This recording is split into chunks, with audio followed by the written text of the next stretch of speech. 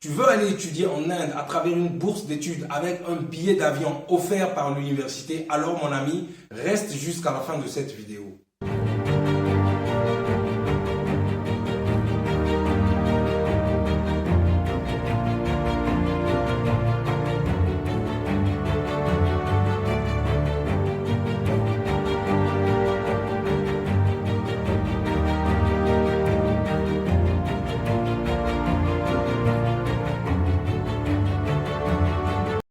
Bonjour, si vous me découvrez pour la première fois, je m'appelle Arel Venus, je suis entrepreneur résident en Turquie.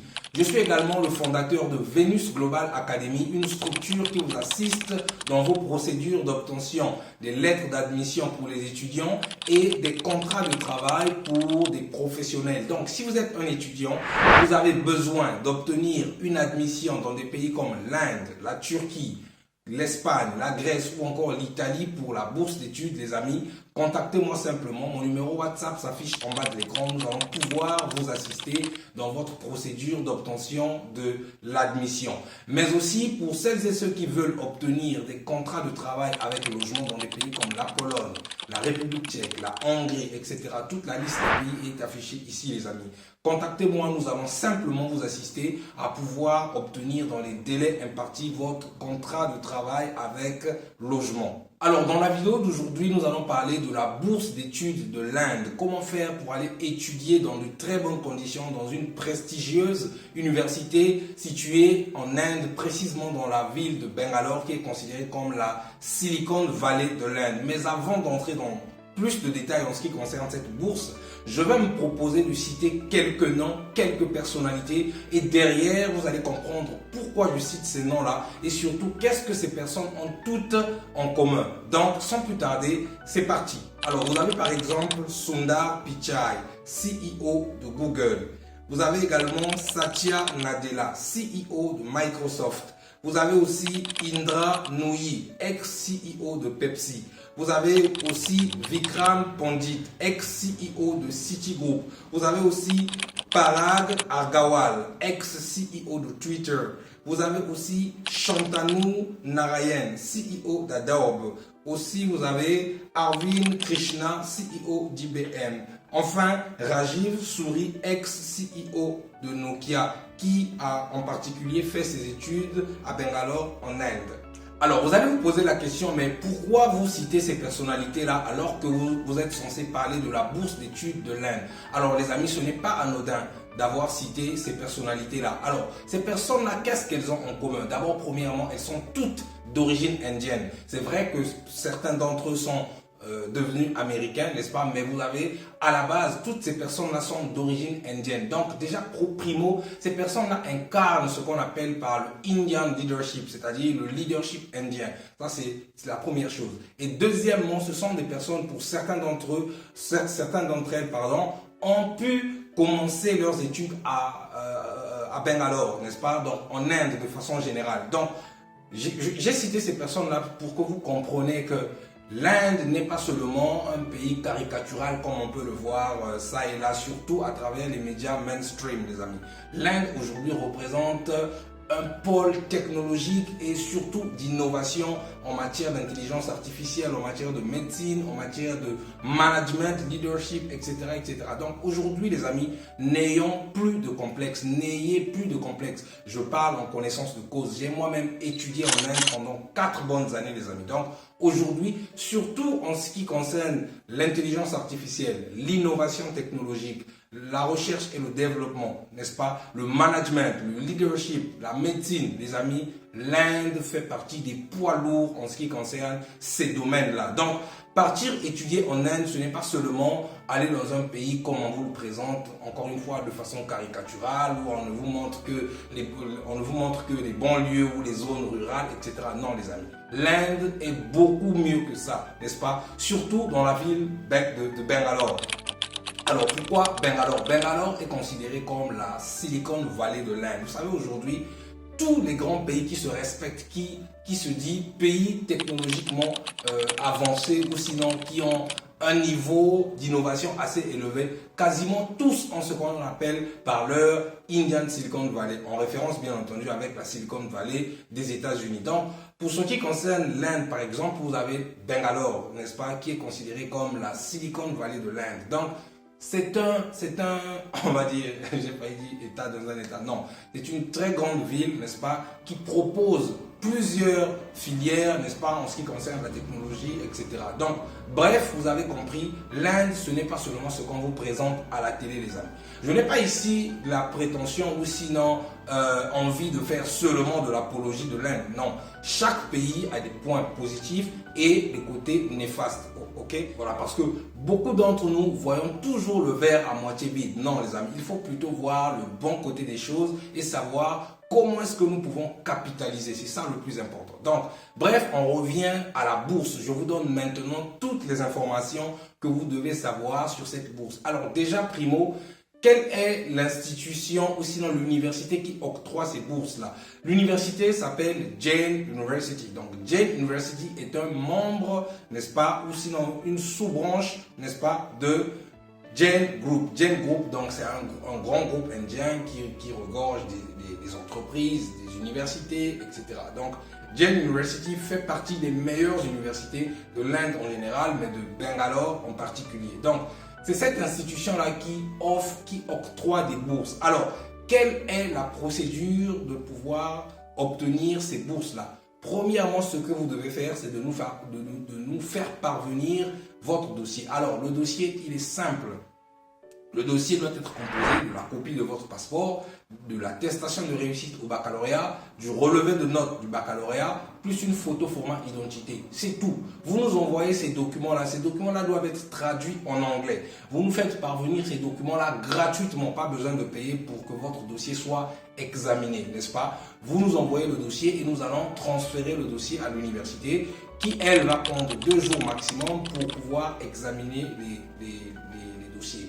Dès que l'université valide vos dossiers, l'université va vous envoyer la pré-admission, c'est-à-dire la pré-inscription, n'est-ce pas? Une fois que vous avez reçu votre pré-admission, à ce moment-là, vous allez maintenant payer les frais d'inscription afin que l'université vous envoie la lettre officielle qui vous permettra d'aller à l'ambassade. Et donc, à ce niveau-là, vous allez cette fois-ci payer $350, n'est-ce pas?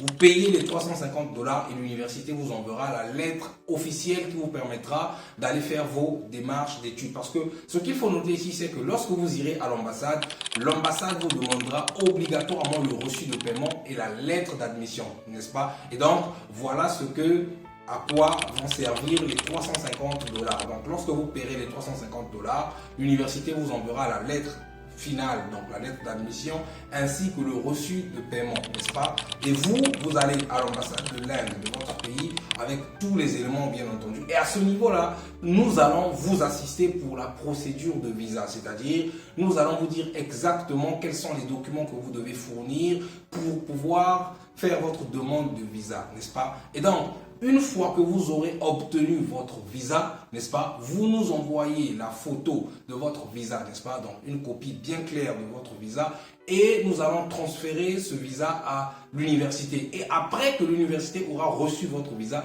l'université va vous demander quelle est la date qui vous convient pour pouvoir voyager en Inde. Donc, c'est ici que ça devient très intéressant. C'est que l'université va acheter votre billet d'avion. Ce n'est pas vous qui allez acheter le billet d'avion.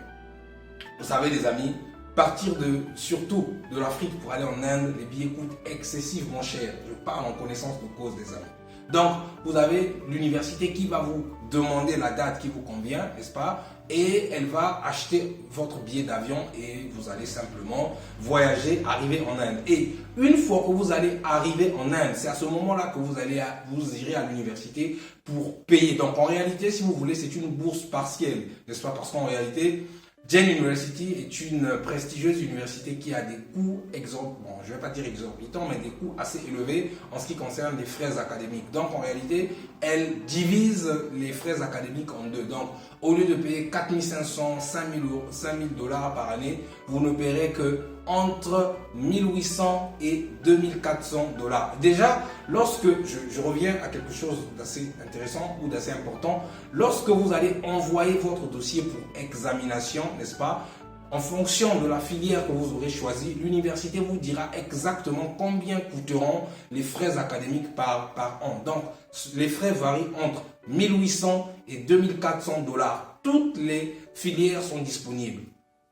Médecine, intelligence artificielle, informatique, BTech, MBA, etc. Donc, que vous soyez en licence, que vous soyez en master, tout le monde peut obtenir cette bourse, n'est-ce pas? Et donc, lorsque l'université va envoyer le billet d'avion, vous achetez votre billet, pardon.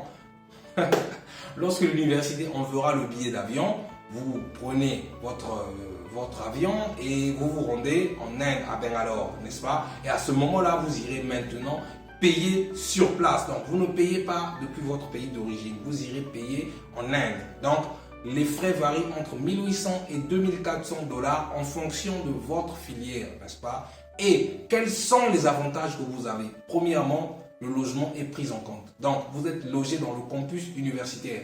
Pas des campus, non, les vrais campus universitaires avec terrain de basket, terrain de tennis, terrain de foot, piscine, etc. Donc, vous avez déjà un logement offert gratuitement par l'université. Deuxièmement, ce sont des campus qui sont équipés avec Wi-Fi, etc. Donc, vous avez également la nourriture qui est offerte. Donc, vous serez nourri par l'université dans les frais que vous aurez payés. Donc, si, je vais prendre un exemple. Si vous payez 1800 dollars, donc les 1800 dollars là couvriront toute l'année. Donc, logement inclus, nourriture inclus, transport, parce que généralement, les campus sont parfois situés à 1 km ou à 2 km des sites universitaires. Donc, le transport aller-retour, c'est par bus. Donc, enfin, l'université, bien entendu, dispose des bus pour le trafic, pour le transport des étudiants. Donc, le transport également sera couvert par l'université. Il y a aussi l'équivalence de vos diplômes. Ça également, ce sera pris en compte par l'université. Donc, voilà les amis. Si vous souhaitez obtenir cette bourse-là, c'est maintenant. Nous sommes en juillet. C'est la meilleure période pour vous de débuter les procédures, si et seulement si vous êtes intéressé. Alors, vous allez vous poser la question, mais en Inde, dans quelle langue vais-je étudier? Sachez qu'en Inde, les études sont dispensées en langue anglaise. Et là aussi, vous avez un avantage. Si vous parlez déjà anglais, vous irez directement commencer avec votre cycle universitaire. En revanche, si vous ne parlez pas anglais, vous allez commencer par une année préparatoire de langue. Donc, vous allez le matin aller à l'université et le soir aller en cours de langue. Donc, voilà comment ça va se dérouler. Et les cours de langue également sont pris en compte, pris en charge par l'université. Donc, voilà les amis ce que vous avez comme opportunité d'aller étudier en Inde. Je vais récapituler très rapidement. Si vous souhaitez obtenir la bourse d'études pour aller étudier en Inde à l'université Jain, donc Jain University ou Jain Group si vous voulez, premièrement, vous devez commencer par nous envoyer votre dossier. Le dossier doit être composé de la copie de votre passeport, l'attestation de réussite au baccalauréat, plus le relevé de notes ainsi que la photo pour ceux qui vont postuler pour la licence. Et ceux qui vont postuler pour le master, vous devez rajouter l'attestation de réussite de votre licence ainsi que tous les relevés de notes de votre licence. Notez que tous les documents doivent être traduits en anglais. Vous nous envoyez ces documents gratuitement par notre adresse mail qui s'affiche et nous allons transférer vos documents à l'université qui, elle, va étudier vos documents, n'est-ce pas? Et 2 jours après, dès que les documents seront étudiés et validés, l'université vous enverra gratuitement la pré-inscription pour bien entendu confirmer que vous êtes préadmis à l'université et vous dira également combien vont coûter vos frais académiques, n'est-ce pas? Et après ça, vous allez devoir payer 350 dollars afin que l'université vous envoie la lettre d'inscription finale ainsi que le reçu de paiement. Une fois que vous aurez obtenu ces 2 documents, vous irez cette fois-ci à l'ambassade pour la demande de visa. Et pour ce qui concerne la demande de visa, nous allons nous-mêmes vous assister en vous guidant à travers tous les documents nécessaires que vous devez fournir, n'est-ce pas? Et dès que vous aurez obtenu le visa, vous allez nous envoyer la photo du visa. Nous allons transférer cette photo à l'université qui, elle, va vous acheter le billet d'avion, les amis. L'université achète le billet d'avion, vous voyagez, vous arrivez en Inde, à ce moment-là, vous vous présentez à l'université, bon, vous avez un service d'accueil qui vous récupère et vous emmène à l'université, vous payez les frais académiques et vous allez simplement commencer à étudier. Si vous parlez anglais, si vous ne parlez pas anglais, vous allez commencer par une année d'apprentissage, année préparatoire. Notez que le logement est garanti, donc vous êtes logé dans un campus digne de ce nom avec Wi-Fi, etc. Cafétéria, n'est-ce pas? Vous avez également le transport qui est offert donc le bus qui vous prend du site du campus jusqu'à l'université et le soir également vous ramène à votre campus, n'est-ce pas? Vous avez également la nourriture, donc vous êtes nourri par l'université. Donc voilà les amis, si vous êtes intéressés, c'est maintenant. Mon numéro WhatsApp s'affiche. Contactez-moi et nous allons pouvoir vous assister à obtenir votre bourse en moins d'un mois. Moins d'un mois les amis, oui c'est possible. Le visa de l'Inde également, l'université vous garantit le visa puisqu'elle enverra une lettre à l'ambassade où vous irez faire votre visa pour bien entendu expliquer que l'étudiant est sous l'autorité de Jane, etc., etc. En tout cas, c'est une formule bien établie. Donc, voilà ce que je tenais à partager avec vous. En ce qui concerne les études en Inde, la bourse partielle offerte par Jane University. Donc, la balle est dans votre camp. Si vous êtes intéressé, contactez-moi simplement et nous allons passer au next step. Et si vous avez aimé la vidéo, vous connaissez ce qu'il vous reste à faire, c'est de liker, commenter, partager afin que celle-ci atteigne le max de personnes. Quant à moi, vous le savez, on se retrouve dans une prochaine vidéo. Ciao, ciao.